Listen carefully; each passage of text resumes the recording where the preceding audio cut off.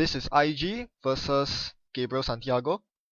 I'll just delve right into the game itself. If you want to know how this IG deck works, be sure to check out one of my previous videos. It's titled Fear and Loathing, and features me playing up against Dishiwashi, who introduced me to this IG Glacier deck. I'm keeping my opening hand because it has a ton of ice. Against Gabriel Santiago, you cannot afford to have no ice for fear of account siphon. So here he fist seminars me, which I'm very happy to see because it means that I have a lot of cards to pitch into archives, and most importantly, I draw into a celeb gift, which allows me to immediately boost up my money without revealing the agendas in my hand.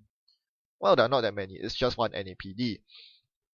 Here I decide to play the Subliminal, and with the last click, I'm going to install Crick on archives. Nope, I do not install. Okay, I take back the Subliminal and I simply install Crick on archives, and I place Shell Corporation into the junk, into the bin. Two reasons. Firstly, I have two Shell Corps, so the second is redundant. More importantly, if he runs into R&D or archives and allows me to fire Crick, I can fire it off the Shell Corp, so I get to install Shell Corp for free. So here I immediately place Chrysium on HQ the moment I find it. Obviously this works very well against any deck that threatens Siphon. He runs into my Crick on R&D, it's a 3 strength, and he actually allows me to fire Crick, not knowing that I actually wanted him to do so for me. This saves me a click, allows me to tutor up the Shell Corp from my heap, and now it rests on HQ. I feel pretty secure about HQ now because it's protected by Toll Booth into Lotus Field. Good luck getting into that, Gabriel Santiago. So I need to continue binning a couple more cards into my archives, otherwise it's too easy to trash my Shell Corp. So here I make a mistake. I should be drawing one card and ditching 2 into archives. But never mind, he continues running into R&D and does steal my only copy of Nisei Mark II, which is really painful.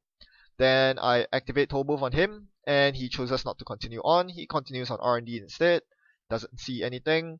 I have Cerebral starting in hand. This is purely as a counter to Noise, a one-off in the deck. It doesn't work very well against Gabe, so I'm not going to play it. He does see a Caprice Nisei on R&D and actually paid 2 credits to trash it, thanks to IG's ability. In the meantime, I do continue popping Shell Corp. So this is where IG's ability really shines. It makes it very difficult for the opponent to massively dig R&D, even though they have... even though you run quite a few assets and upgrades. The fact that they all cost so much more to trash is a huge deterrence for the runner. Again, I burst up in credits, thanks to Celeb Gift. And then I think I continue hitting Shell Corp here. I'm fairly confident that he cannot get through R&D. He doesn't want to get through R&D and pay the Toll Booth tax and trash my Shell Corp at the same time. That will set him way back. Now, this is a pure Glacier deck, meaning that you do not actually want to score any agendas early, unless it's a very early Nisei Mark II that you are sure they cannot score. That cannot steal, rather. So, right now I'm just setting up my board state. The most important part to set up is archives. I want to try to get at least 3 cards face down into archives. That will make it very difficult for him to play. So here I rest the Crick, it's 6 strength, it's going to be very difficult for him to get through. But this is the correct play for him here. This actually resets all my hard work in ditching cards into archives. He's doing the right thing here. Even though it's going to cost him a bomb and a leg to get through archives, it's still the right play, I must say. Unfortunately, he decided to actually allow me to fire Crick, which means that I get to retrieve the Caprice Nisei he trashed for 2 credits and place it on R&D. I think this is a mistake. You should break Crick, even if it costs you a bomb and a leg. Alright, I see a Hokusai grid here. By Purge Virus counters, because I got the message, I got the hint that he was trying to parasite my Toll Booth down. So the fact that he tried to run archives meant that he was probably trying to data suck my Toll Booth down, so I had to Purge Virus counters there. Also, he tried to target my Toll Booth and he was unsuccessful at it. So a bit of hidden information I got there. In any case, subliminal messaging is very helpful for IG because it bloats your hand and allows you to discard lots of cards face down. Like in this case, I can discard one subliminal messaging and another card, and voila, I suddenly have 2 face down cards in archives. He plays a bank job and I rest a Lotus Field against him. Now this is one of the biggest benefits of playing this style of IG, no remote IG. Most other IG decks play remote spam, lots of pet campaigns, mental health clinics, even server diagnostics, all of them just laid out horizontally. I'm not a fan of that, and this is one big reason. You actually turn on things like bank job and security testing, cards which can really hurt you because you don't want the runner to be rich. But when you're playing so conservatively, Glacier style with only one scoring remote, things get a lot better. And this is why you play Shell Corp in this deck. Shell Corp is fantastic, and I absolutely recommend it. Okay, my Octagon freezes here, which gives me a bit more time to talk about it. Shell Corp is not as efficient as Pair Campaign or Mental Health Clinic because it requires clicks to use, and you can only hit it once per turn, like KD Jones. However, the fact that you can protect it whilst icing up your centrals is a huge boon. Like, for example, look at my HQ right now. My opponent almost certainly thinks that the upgrade on HQ is a Caprice Nice. It's not, it's a Chrysium Grid. He can actually run into my HQ and trash the Shell Corp. But as I mentioned in my Fear and Loading video, this deck is all about hidden information. If he doesn't know that it's a Chrysium Grid, he plays as if it's a Caprice Nice, and that is to my benefit because he will never run HQ and I get lots and lots of money. That Shell Corp is making me a ton of money right now. In the meantime, I do retrieve my subliminal messagings, and now I'm up. I can easily stock up 3 face down cards in archives, which is where you usually want to be. And I also do find my single off the grid, which is going to help massively. I definitely plan to play that in my remote sooner or later. But first, the Hokusai grid. Hokusai on archives is very, very painful. I already have 1 shock in archives, plus the Hokusai that's going to really tax him out, especially if he chooses to use fouls to break through my crick. If he's very careless, he might even flatline from it, which would be nice for me. So that's exactly what happens. He runs archives because he cannot cope with my with the face down cards there. He allows me to fire crick, so I install quicksand using crick onto archives. You definitely want to double ice all your centrals. What does he do here? Yeah, he does take 2 net damage, and he does not trash the Hokusai grid. Because I think he doesn't have enough credits. He doesn't have Desperado out, which is a problem. But more importantly, he was trying to get sucker tokens to kill my Toll Booth, which he did. And here I res the Lotus Field. He's forced to pay 2 more cards from his hand to break it, and this is where I res the Chrysium Grid and give him the bad news. He's not gonna get a successful Dirty Laundry run, he's gonna waste 5 credits. And the worst thing is, he cannot trash either my Chrysium Grid. Okay, he can trash my Shell Corp. No point in doing that because I'm pretty rich. And that would bankrupt him. But the Chrysium Grid completely shuts him down. He didn't expect the Chrysium Grid at all. Although, I must say, Dirty Laundering into HQ with upgrade, that's not a good idea against Shinteki. If it was a Caprice Nice, he would have stopped dead anyway. So, as he spends turn after turn setting up his board state, I actually get lots of subliminal messagings back, and this allows me to restock archives with lots of fancy cards. I can afford to throw an NAPD in there because I'm starting to get agenda flooded. I have a Jackson the remote, so that's completely fine. Again, the threat of hidden information is killing him. He doesn't really want to run my remote at this point, but he doesn't know that there's a very juicy target in the remote. The off the grid that trashes for 2 credits.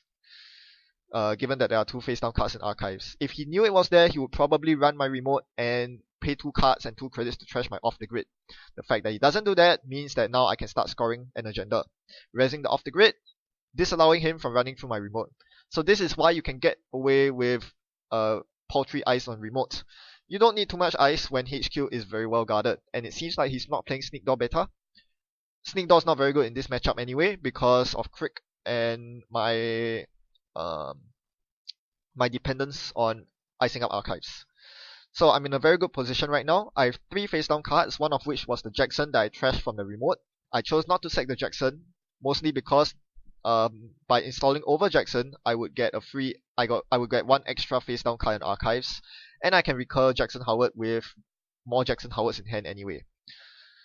He made a huge mistake here. He ran through my HQ to try to trash my Chrysium Grid, which was a failure. Because he did not have enough credits to trash a Chrysium Grid, he forgot that I was playing IG. Chrysium Grid costs more than 5 to trash, and he didn't have enough. So yeah, he basically messed up big time. And in the meantime, I'm just going to make HQ harder and harder to penetrate.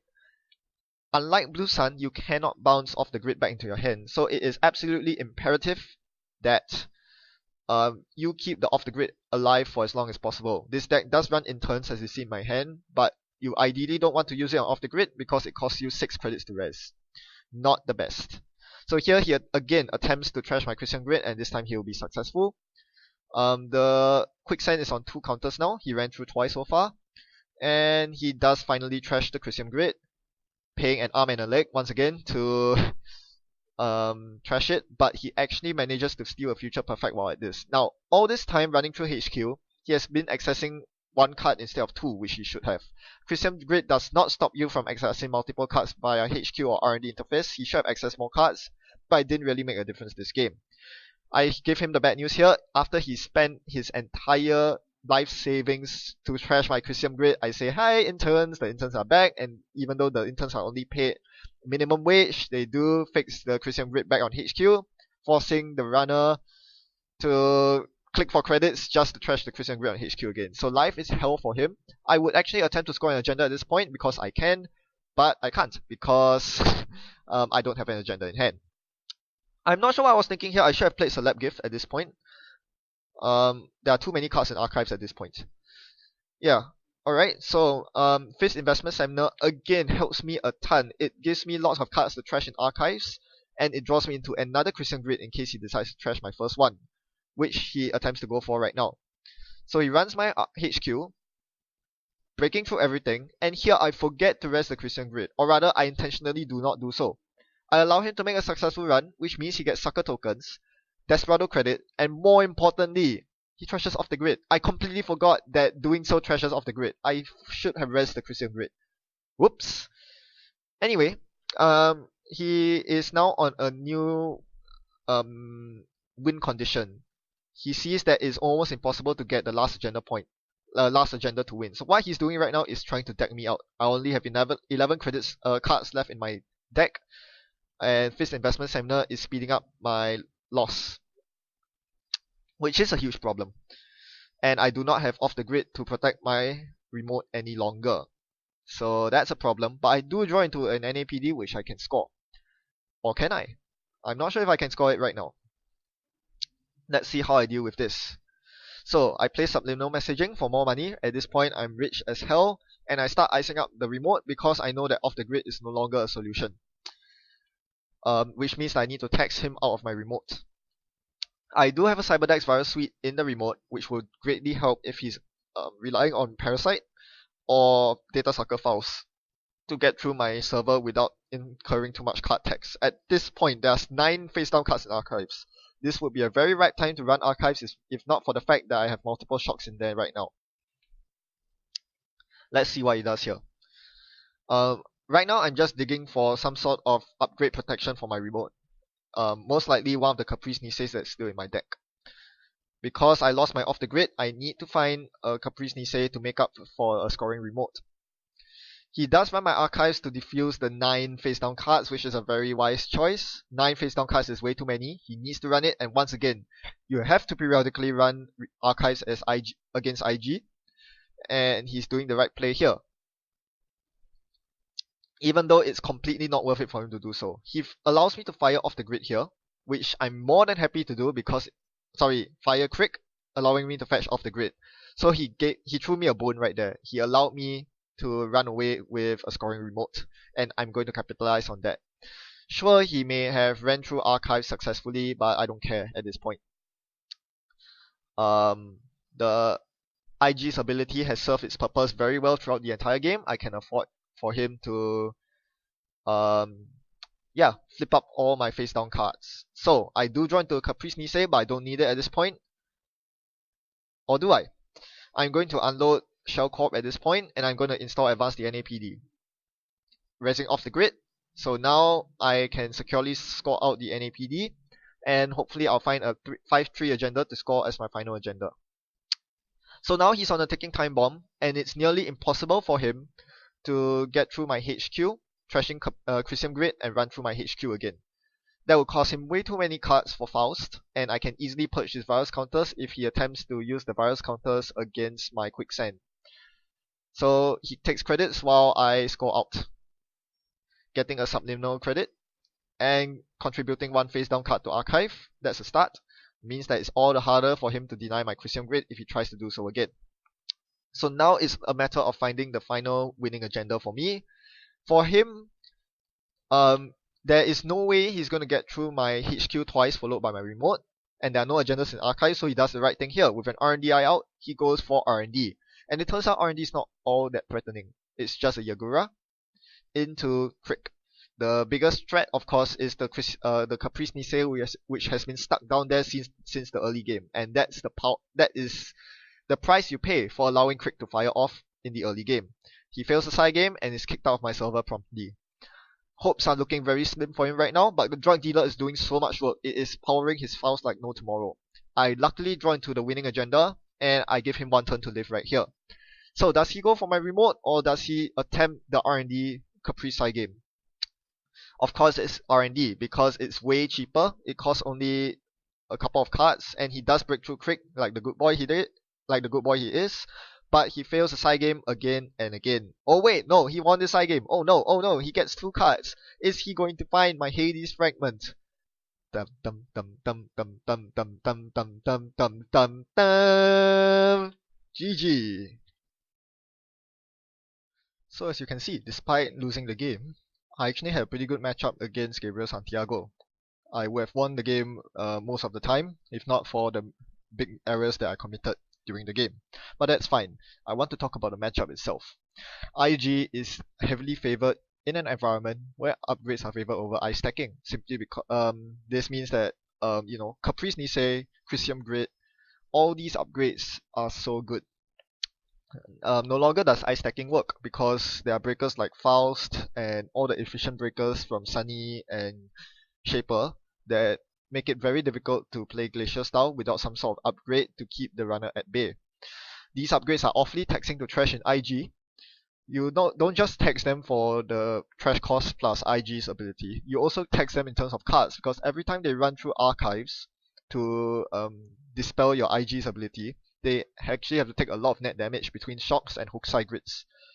Not to mention that these upgrades are all easily recoverable with interns and Crick, making this a hell of a deck to play against. It is doubly worse when you are criminal, because it completely blanks your run-based economy, which most criminals bank on nowadays.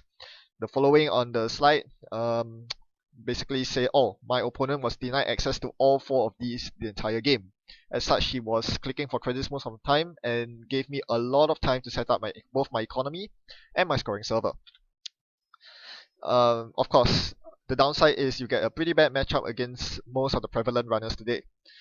I feel that this deck is not that strong against big rig runners, and especially runners that do medium digging a lot, because there's only a couple of cyber decks for suites in there. This deck definitely cannot hold its own against noise because of the virus mill. Unless you get Cerebral Static out early, you're gonna have a very tough time. Sunny would also be a huge problem because she can make so much money from a drip recon and basically overrule your ID ability. Valencia is pretty nasty also because of blackmail. The bad part makes it such that every run costs 1 less. That doesn't help either. Basically, all these runners are just a pain to deal with. Parasite also makes things worse because you have to renew your ice, which I didn't have to worry about this game too much. So I hope you can see the strengths and weaknesses of IG here. I think it's a valid archetype, probably not tier 1, but still very strong as a Jinteki Glacier archetype. Well, thanks for watching. See you around. Happy net running.